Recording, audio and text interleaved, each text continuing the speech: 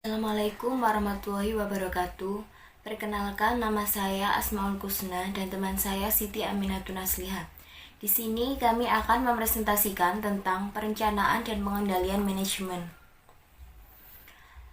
Yang pertama, alat perencanaan. Dalam mengidentifikasikan faktor-faktor yang relevan di masa depan, pemindahan terhadap lingkungan eksternal dan internal akan sangat membantu perusahaan dalam mengenali tantangan dan kesempatan yang ada. Suatu sistem dapat diterapkan untuk mengumpulkan informasi atas pesaing dan kondisi pasar. Baik pesaing dan kondisi pasar dianalisis untuk melihat pengaruh keduanya terhadap kedudukan pesaing dan di tingkat keuntungan perusahaan. Salah satu alat tersebut adalah analisis WOTS. Analisis ini menyangkut kekuatan dan kelemahan perusahaan yang berkaitan dengan lingkungan operasi perusahaan. Teknik ini membantu manajemen dalam menghasilkan serangkaian strategis yang dapat dijalankan. Selanjutnya, penganggaran modal. Keputusan untuk melakukan investasi luar negeri merupakan elemen yang sangat penting dalam strategi global sebuah perusahaan. Multinasional, investasi asing langsung umumnya melibatkan sejumlah besar modal dan prospek yang tidak pasti. Risiko investasi diikuti oleh lingkungan yang asing, rumit dan senantiasa berubah. Perencanaan formal merupakan suatu keharusan dan umumnya dilakukan dalam suatu kerangka penganggaran modal yang membandingkan manfaat dan biaya investasi yang diusulkan.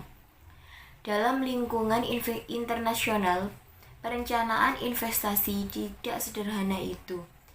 Perbedaan dalam hukum pajak, sistem akuntansi, laju inflasi, risiko nasionalisasi, kerangka mata uang, segmentasi pasar, pembatasan dalam pengalihan laba ditahan, dan perbedaan dalam bahasa dan budaya menambah unsur-unsur kerumitan yang jarang ditemui dalam lingkungan domestik. Kesulitan untuk melakukan kuantifikasi atas data-data tersebut membuat masalah yang ada bertahan buruk. Kemudian, sudut pandang hasil keuangan.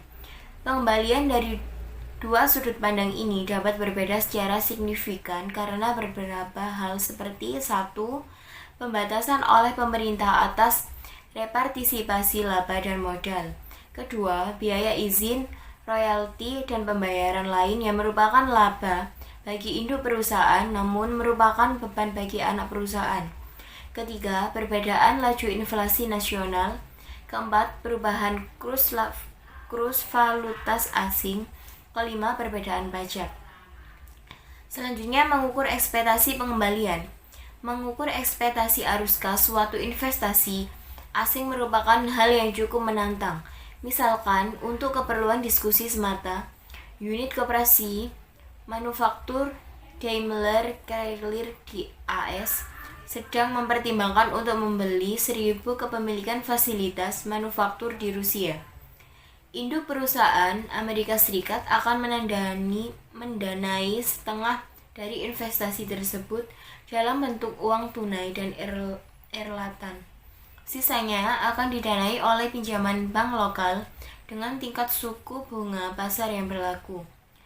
Beban operasi yang dikonversikan sesuai dengan setara kas dan pajak lokal juga sangat-sangat diramalkan. Namun demikian, terdapat tambahan kerumitan yang harus dipertimbangkan, antara lain: 1. Arus kas proyek versus induk perusahaan. Kedua, arus kas induk perusahaan yang terkait dengan pendanaan. Ketiga, pendanaan yang bersubsidi. Keempat, risiko publik. Selanjutnya akan dijelaskan oleh teman saya. Akan melanjutkan presentasi dari teman saya, yaitu biaya modal multinasional. Investasi luar negeri dievaluasi menggunakan model arus kas terdiskonto, maka tingkat diskonto yang tepat harus dikembangkan. Teori penganggaran modal secara khusus menggunakan biaya modal perusahaan sebagai tingkat diskontonya. Dengan demikian, suatu proyek harus menghasilkan pengembalian yang setidaknya sama dengan biaya modal perusahaan agar dapat diterima. Sistem informasi manajemen dan hiperinflasi. Isu yang berkaitan dengan sistem jarak merupakan kerumitan yang jelas terlihat. disebabkan oleh keadaan geografis, komunikasi informasi secara formal umumnya menggantikan kontak pribadi antar manajer operasi lokal dengan manajemen kantor pusat. 3. Strategi teknologi informasi global yang masing-masing berhubungan dengan jenis organisasi multinasional tertentu. Keberhasilan yang dicapai tergantung pada kesesuaian rancangan sistem dengan strategi perusahaan. 1.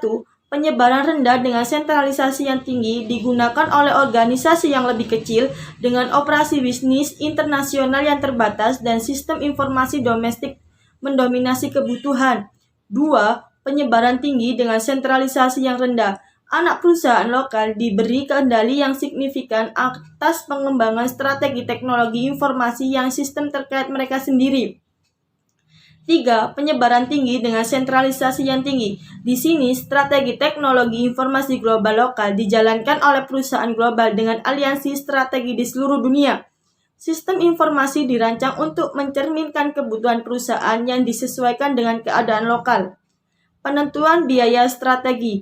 Dalam mengendalikan biaya pada tahap produksi, banyak perusahaan di seluruh dunia menggunakan standar sistem pembiayaan yang pada dasarnya memperkirakan seberapa besar biaya produksi dari sebuah produk sebagai dasar harga penjualan yang masuk akal. Perbedaan hasil antara biaya standar dan biaya Kaizen diuji sebagai dasar untuk bahan penilaian dalam proses produksi atau pendapatan. Proses ini bisa disimpulkan sebagai sebuah model dasar harga. Biaya yang diperbolehkan adalah berdasarkan pada penjumlahan target margin, keuntungan yang mencerminkan rencana strategi perusahaan dan proyeksi keuangan dari target harga jual yang diyakini akan diterima oleh pasar. Evaluasi kinerja operasi luar negeri. Penilaian performa adalah inti dari sebuah sistem pengendalian efektif. Sistem evaluasi performa tepat guna mengizinkan Dewan Manajemen untuk 1. Memastikan perilaku manajerial konsisten dengan strategi prioritas. 2. Menilai profitabilitas dari usaha yang ada. 3. Wilayah yang tidak bekerja sesuai rencana. 4. Mengalokasikan sumber-sumber bagi perusahaan secara produktif. 5. Mengevaluasi performa manajerial. Berikut ini ada 7 peringatan yang mungkin bisa menjadi pedoman yang berguna dalam menilai hasil usaha luar negeri, yaitu 1. Cabang perusahaan luar negeri tidak bisa dinilai sebagai pusat keuntungan independen ketika mereka adalah komponen sistem multinasional. 2. Kriteria laba modal perusahaan besar harus didukung oleh ukuran performa yang dikaitkan secara spesifik dengan objektif dan lingkungan dari setiap unit usaha luar negeri. 3. Target yang jelas dapat memperhitungkan lingkungan masing-masing internal dan eksternal cabang perusahaan harus disatukan dengan anggaran performa. 4. Performa cabang perusahaan harus dinilai dalam hal penyimpangan dari semua objektif ini, alasan penyimpangan dan respon manajerial untuk perkembangan yang tak terduga. 5. Manajer cabang perusahaan tidak bertanggung jawab untuk hasil di luar kendali dalam dan di luar negeri. 6. Manajer cabang perusahaan yang diukur performanya harus berperan penuh dalam menyusun target-target di mana mereka akan dinilai. 7. Pengukuran performa ganda, finansial dan non-finansial harus digunakan dalam menilai usaha luar negeri. Sekian presentasi dari kelompok kami. Jika ada salah kata, kami mohon maaf. Akhirul kalam. Wassalamualaikum warahmatullahi wabarakatuh.